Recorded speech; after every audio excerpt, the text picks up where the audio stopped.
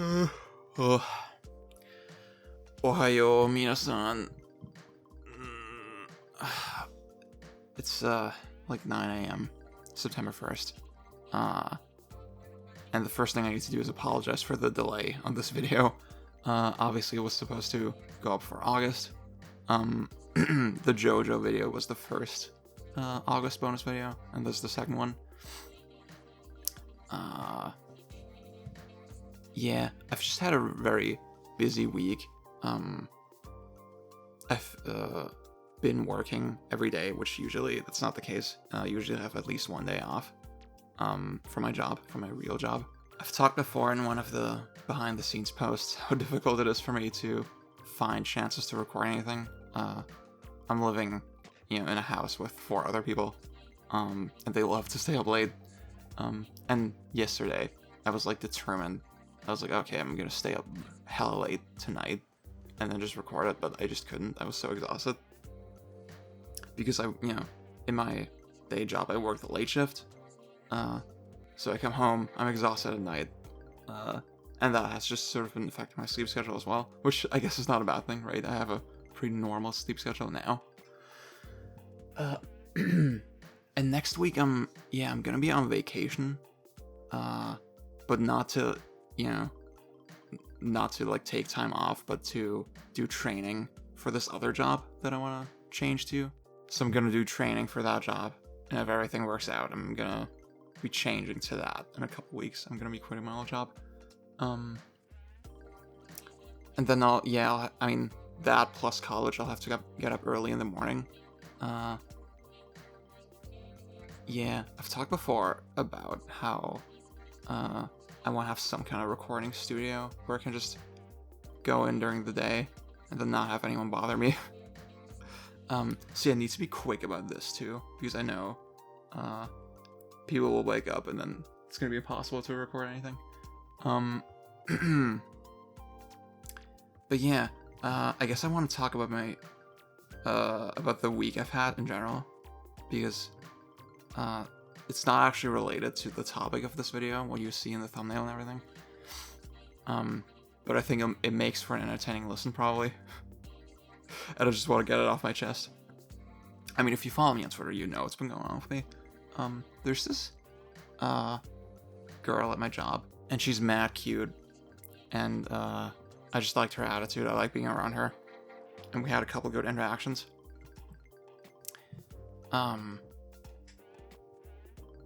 So I was like, okay, I should probably ask her out on a date, right? I should probably shoot my shot. I should try my luck.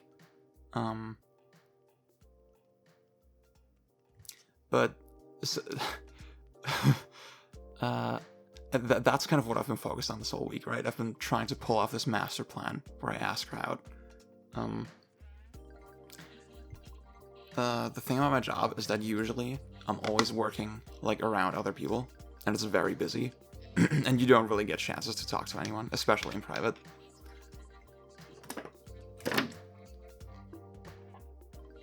But this specific week, I was basically assigned somewhere else where I'm just completely by myself the whole shift. And as luck would have it, the girl I wanted to ask out, she would come over every now and then to explain stuff to me, because she's been longer there, and help me out and stuff. And see, in my life lately, a lot of coincidences have sort of just been piling up and working out in strange ways. And I've decided that I decided a while back that I will, going forward, look at everything as a sign from the universe, and that I'm never gonna question my own choices. Because I'm of the belief that it's gonna eventually, whatever choices I make, they're gonna eventually lead me to where I need to be. Maybe that's a stupid attitude, but this week it was reaffirmed again, because I was like, okay, I was interested in her for a while, and then this specific week, the last week before my vacation as well. So I will not be able to do anything next week. Clearly, this has to be a sign. This is just way too good of a coincidence. Clearly, it's a sign. Right? So over the course of that week, we had some good banter. And she was being fun and cute, right? I was pretty sure that she didn't hate me. Which I wasn't sure before, because we didn't have that many interactions before.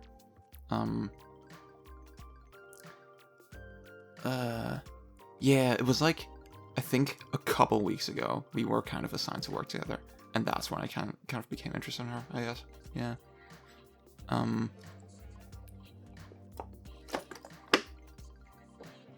But like, the chances to really ask her out just didn't present themselves. Like, in the best possible way, you know? Yeah, it was Thursday, and, yeah, it was this Thursday, or last Thursday, I should say, and it was kind of getting fidgety. I was like, okay, if I don't do anything now, I might not get the chance again. So before my part of the fucking shift sort of wrapped up, like the part where I'm by myself, she like, yeah, she would always come over one last time and then see if everything's okay and then walk away, right? And then, yeah, we talked a little bit. I wrapped everything up. She was about to walk away. I was like, hey, wanna go to the movies with me? Just like, completely out of the blue. I thought, I the whole time I thought, yeah, that's the best approach. To just say it straight from the chest.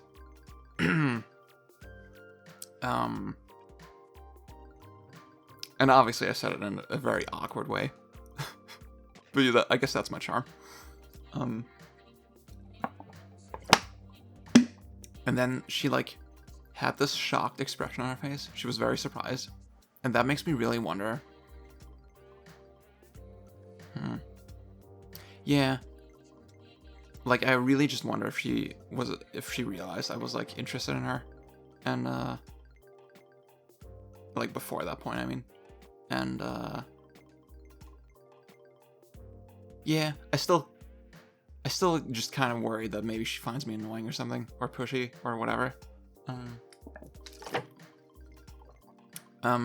So shocked expression. Then she starts smiling, and she's like, "I'm sorry. Please don't feel bad. Please don't take this the wrong way. But I'm into girls." That's how she said it.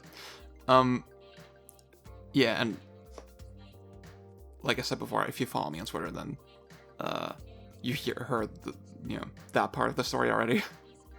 And my reaction to it was like, "Oh, really?" I don't know if it was that exact voice, but I was just very surprised.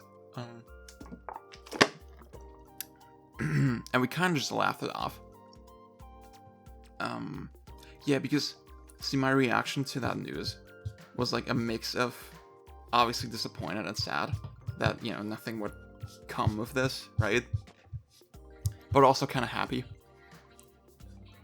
that, the reason she said no was not because she hates me or something, but just because we're just not compatible, right?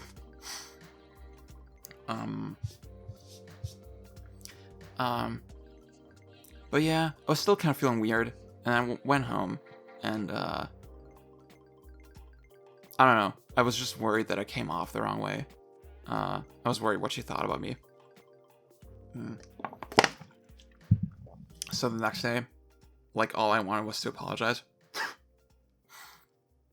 Or, like, I don't know, like, explain myself, I guess.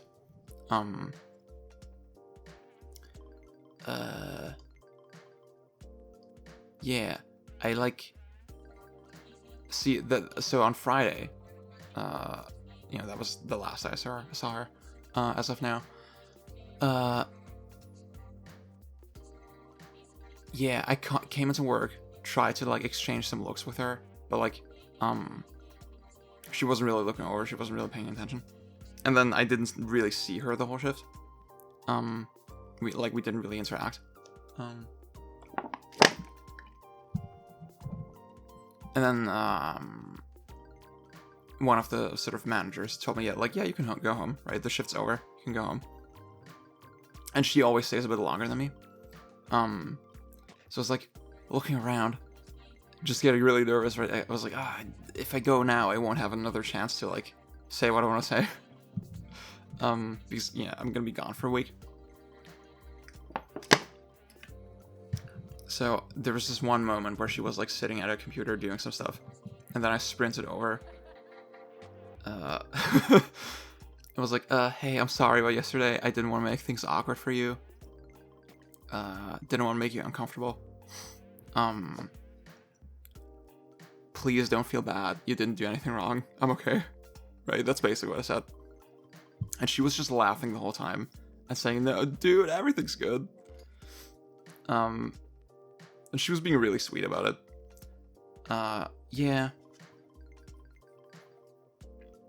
Yeah, I don't know. Like, the thing that I'm just wondering is, like, maybe she's just being polite, you know? I'd like to be friends with her. But I don't know if she... Yeah, I don't know if she wants to, is the thing. I don't know if she would want to hang out with me. It's very sad. Like, it's just... the sad part is that just not getting more chances to talk at work, you know? Oh yeah, there was this one time, I think it was Wednesday, where I waited outside work. I was like, okay, I'm gonna ask her now, right? That was before I knew she was gay. And then I saw her walk out with like another friend. And then I was like, damn it. Because obviously I can embarrass myself in front of her, but not in front of two people, you know? Can't have that. Oh, wow, we've been going for 12 minutes, what the hell? Yeah, I'm mostly just worried that if I ask for a phone number or something now, that it's gonna sound weird and desperate or something. Yeah, like this whole time I was thinking, maybe like just before I quit the job, I'll like ask her, hey, it'd be kind of sad if we, didn't have a way to contact each other. So you want to give me your phone number, maybe? Like that. I don't know. Yeah, I just really wonder what she thinks of me. Like, for real.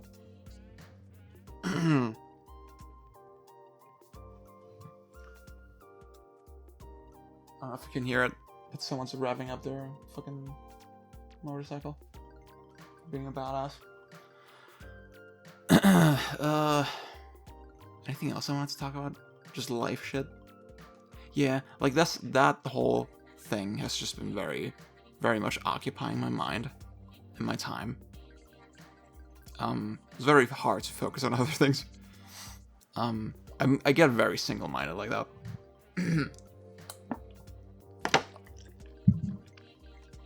See, the day I asked her out,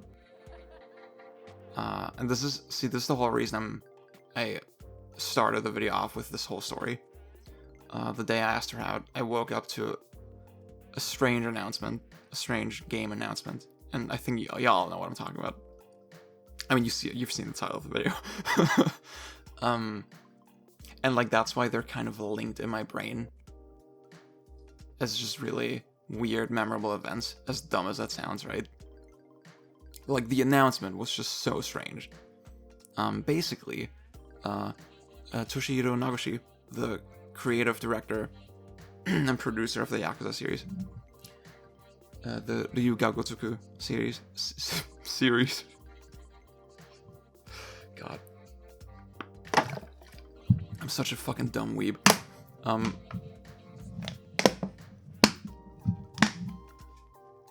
Formally revealed the next game in the series, which had been previously announced as Shin Ryuga Gotoku, now titled 7, right? Ryuga Gotoku 7, or yeah, in the West it's gonna be called Yakuza Like a Dragon.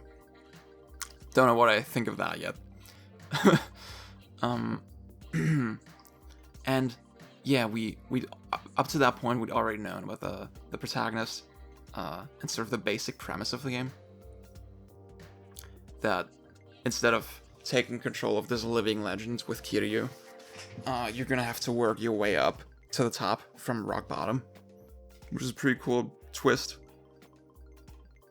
And then one of the coolest things is that the protagonist is voiced by the same actor who did Nishiki in Yakuza 1 and 0. And that's hella cool. Because, I mean, yeah, they have some parallels as well as characters, but they're also hella different personality-wise. And then, yeah, I think, his name's Kasuga Ichiban, and, I think his tattoo was like, it was a bass, like a fish, and, you say bass, right? You say bass, I think that's how you say it. But also a dragon, so he's combining the motifs of both, Nishiki and Kiryu. It's pretty badass. Yeah. So all that's great, right? But then they revealed that Yakuza 7 is gonna be a turn-based RPG. Because the canon explanation is that Kasuga, he just loves Dragon Quest, and he just loves video games. So he sees dangerous situations in his life like a turn-based JRPG. You know? And that's how you play the game.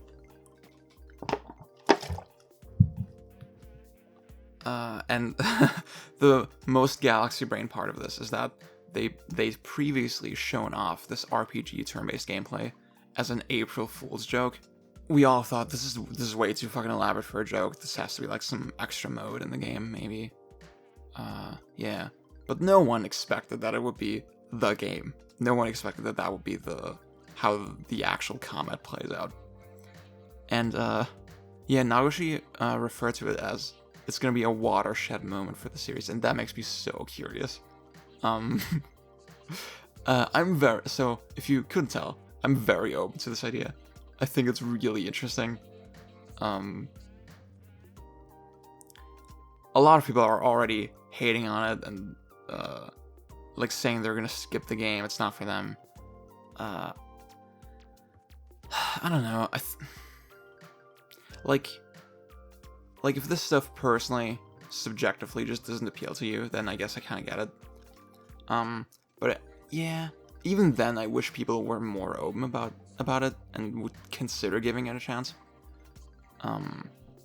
Because we've had so many Yakuza games doing the exact same thing now and like iterating on the same formula for 20 years, you know?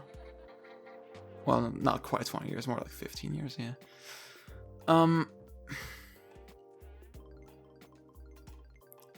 Yeah, I guess I really do get it. It feels like a bait and switch. It feels like a cruel joke, maybe. And that's why I'm kind of talking about it. That's why it sticks out in my memory so much, because I remember just waking up and it wasn't disbelief. I knew it was real, right? I looked at it, I'm like, okay, this is real. But I couldn't process it. I said on Twitter, I'm just so confused. I'm so confused why this is real, how they came out with this, I don't know. And like, I'm for it, right? I support that choice. I think it's an interesting angle for the series. See, and this is what I'm going to talk about. The topic of this video is not actually Yakuza 7. It's actually more that, you saw in the title, right?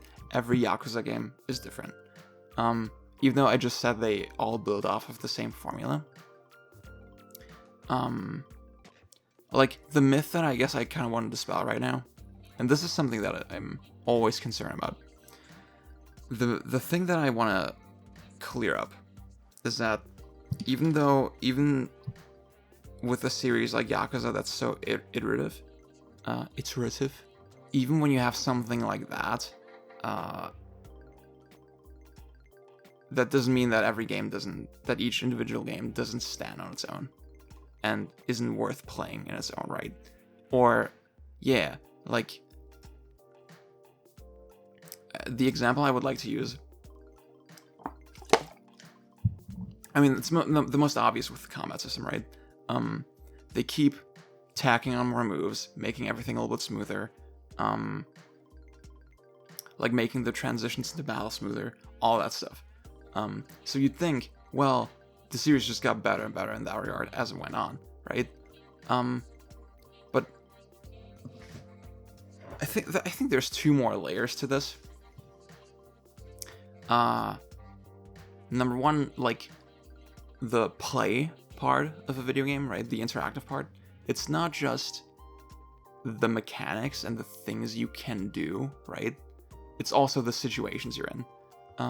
It's the contexts and the situations that the game puts you through. And to this day, I say that Yakuza 2 is my favorite. And a lot of that is because it had so many memorable fucking encounters and so many memorable set pieces, you know? It's not just a thing of, oh, the story was really good, right? It's a little bit more complicated than that. Obviously, the story is what dictates the scenarios that you're going to be put through. I'm just going to mention the fucking elephant in the room, right? The scene that everyone remembers from Yakuza 2 is the fucking ninja castle where you punch the tigers. That's such a fun, memorable moment in gameplay, but obviously it couldn't happen if the story didn't put you through that scenario, right? If it didn't facilitate that scenario and that context. If you follow me on Twitter, you'll know that I have a lot of complaints with the more recent Yakuza games. A lot of things that just kind of disappoint me about them, and that I feel are not as good as the PS2 games, for example. I need to play those again to, like, see if it's not just my nostalgia blindness or something. But yeah, like, what Judgment, for example, is showing me. I'm still not finished with it, but like, Judgment has cool fights, it has cool directing. I guess directing is the right word. Like, one thing that Yakuza has gotten really good at is just making really epic intros to fights. Yakuza 0 was really fucking good at that, right? And 0 was also good, I think, at giving those fights stakes that felt real, and they actually felt important. They felt as important as they presented themselves as. Whereas with, I think about Yakuza 5 or Judgment again. I feel like they make the presentation so fucking epic, but then the actual fight is just against some goonie, right? Goon? I'm not sure what I'm trying to say. And that's really the thing that a game like Yakuza 2 did the best, by having this fucking rival in Ryuji that you meet over the course of the story over and over again. And you have, it's the fucking Virgil thing, like the fights keep escalating, and the stakes keep escalating, and things are surprising and cool. And I think the mechanics play into that as well. Like, so this is the I think this is the main thing I want to talk about. Is that, with Yakuza 3, I feel like there was a shift in the series where it definitely got way more cartoony, for the lack of a better word. There's something about the PS2 games, about the color palette, the sound design, the animations, that made them feel very gritty and very grounded and very in your face. I remember the first, like, in Yakuza 1, you have to unlock the ability to use a heat move with an item on a guy, right? And that's such a basic thing. In later games, they just give it to you by default.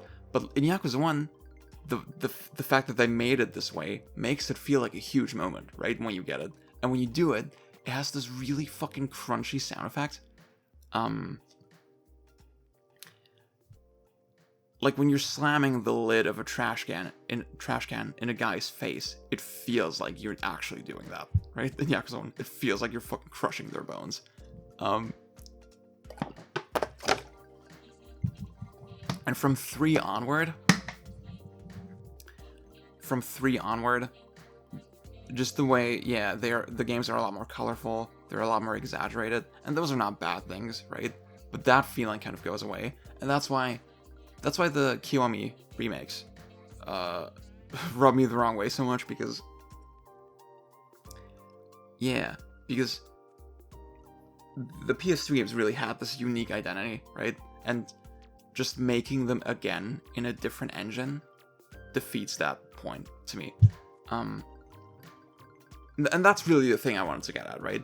Even though the series is so iterative, I don't think you can say that if you swapped out the mechanics from the older games with the mechanics from the newer games, it would be a net improvement. I just don't believe that at all. And like, I mean, we've seen that in practice, and most people would disagree with me. But yeah, see, the thing about Yakuza is that the combat isn't that technical or that deep. It really is more about the moment-to-moment experience to me in those games. Like, just the feeling of smashing a guy's face in, and the feeling of going up against a guy one-on-one, you know? That's what counts, that's what's important. And all the games do that well in their own way. All the games have different things that they focus on to bring that aspect to life. Like, you could say that the design of Yakuza 1 is a little bit sloppy in some ways, right? But I still do like that the game feels kind of considered with its pace, and that the combat isn't as crazy. Like, that gives it a unique feel compared to the later games. That's just true to me. And then beyond that, every single game just tries different things with its structure and with its overall tone and stuff. The fact Yakuza 3, for example, the entire first half is just the orphanage, right? And then you come back to Kamurocho when the story kind of reaches its climax, and that gives the game a really unique feel. 6 is sort of the conclusion to Kiryu's story, right? So it goes back to a setting like Yakuza 3 that's a little bit more intimate and a little bit more peaceful. And then, yeah, a lot of the mechanics in 6 specifically emphasize, like, living as Kiryu, right? And they didn't bring that back for Judgment, for example, for a reason, I think. Because, they chose those mechanics specifically because they wanted to bring out that idea, right? Of being Kiryu one last time. And then, yeah, you can look at Yakuza 4, for example, where they added the whole, you can get on rooftops and you can get underground, right? So you can explore new layers of the city, but then they didn't bring that back for 5, for example. Because again, that was the identity of that game. Yakuza 4 is fucking awesome. In retrospect, I really fucking appreciate it. That's a cool ass game. And again, it's another good example with so what I just said about 6, right? They then put those exact mechanics in Kiwami 2, right? When that doesn't really, like, it doesn't really make sense for that game. It doesn't really mean anything to that game on a deeper level. It's just, oh, it's the most recent game, so we're gonna slap those mechanics onto the remake for 2, right? And that's really the main thing I want to get across with this video, that all of these games are different, all of them have value, all of them are unique in their own right. Even though they're so iterative, the individual components aren't just interchangeable like that. I have more examples for this, I think. Yeah. It's even things like the visuals and just the progression mechanics and stuff like that. The fixed angles in Yakuza 1 and 2, the fixed camera angles for the town, and the screen transitions, right? I mean, it seems today pretty quaint and slow, right? But it gives those games a different feeling. You do feel a little bit more detached from the city, and you kind of get more of a sense of, like, the noise of Kamurocho, right? And how busy it is. Whereas bringing the camera in so close in the later games, yeah, it gives a more personal feeling. And again, I mean, the first one they did that with is 3, and 3 is such a personal game for Kiryu, right? Maybe I'm reading very deeply into it right now. But honestly, I think, yeah, I really do think that's kind of what they're going for. And then with 0, for example, well, like the color palette is really bright and poppy to reflect the time. And then again, bringing that color palette into the, what is supposed to be the muted and kind of dark Yakuza 1 does make sense with the remake. And yeah, I think Zero's progression system in isolation, kind of bad, really annoying. But I do like that they try to do something that makes sense with the themes of like excess and money and all that, right? I think that's pretty cool. So yeah, we're seeing the exact same thing again with 7, but like to a much more extreme degree, I guess, where they're really swapping out the whole ass combat system, just to bring across the experience of being this person, right? Of to make something that's true to that character. I think that's pretty fun, cool. Yeah, and yeah, I said before, the combat really is more about the experience rather than the technicalities, right? And that's, yeah.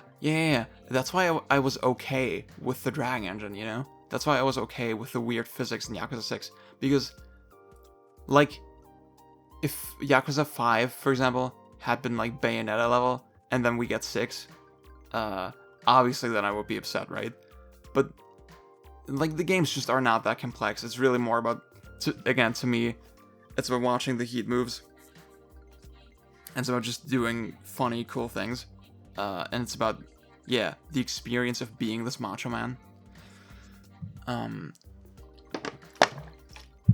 that's not to say that the mechanics don't matter.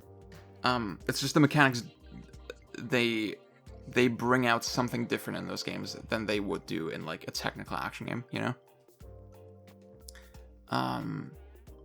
Yeah. So that's why I thought the Dragon Engine stuff with you can just throw dudes into each other and they will ragdoll like crazy. I thought that was an interesting experiment. And I'm fine with them experimenting a little bit when, again, the series is so iterative. Like, it's very easy for them to just try ideas and throw things out and just see what works. Yeah. See, I'd feel bad if with the delay and everything, if I did something that's less than like 30 minutes. We're at 35 now. So it's good I told that story at the start, right? Do I have anything else to talk about? Yeah, Judgment is also an interesting case study in this regard because it's a new IP, and I was a little bit disappointed that it didn't take more significant risks. But you do, just because you're playing as a completely different kind of character, it changes the game. It changes how you look at the city. It gives you an entirely different look at the world. And the investigation mechanics are like not super deep or anything like that, but it is fun to be a detective. It is interesting to do that in this kind of scenario. And you do think about situations differently than you normally would. Yeah. So even though recently I've had a lot of complaints with Yakuza, and the series isn't maybe quite where I want it to be, fucking old man yells at cloud. I am very happy that the series is doing as well as it does. And I hope people will keep being open to different ideas and experiments within the series.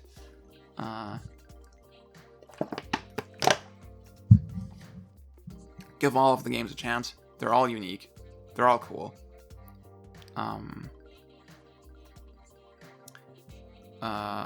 Rikia is the best character. Goodbye.